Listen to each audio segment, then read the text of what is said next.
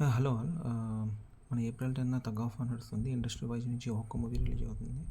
So అదేంటో చూద్దాం. So one of the best, one of the most awaited movie Jaat movie. ఇదేంటి మన Gopichand Malineni blockbuster hits ఇచ్చిన తర్వాత గద్దర్ టూ హిట్ ఇచ్చిన మన సన్నీ డియోల్తో ఈ కాంబోలో రాబోతుంది మూవీ. సో ఇది బాలీవుడ్ నుంచి. సో మన కాలీవుడ్ నుంచి వచ్చే good bad ugly.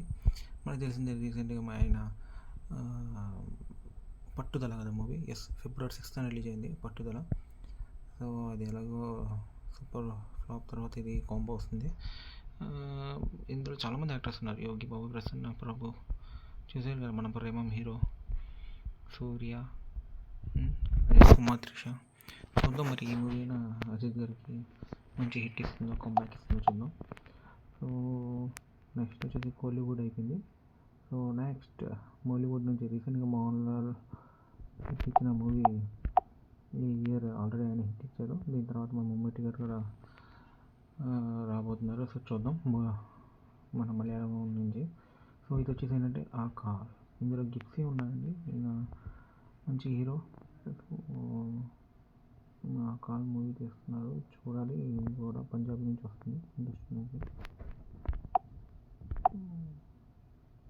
So Punjabi okay. Next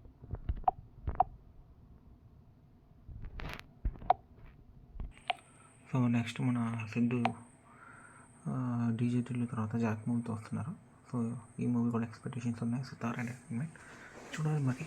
so baby heroine and Siddhu డీజేటీలో హీరో.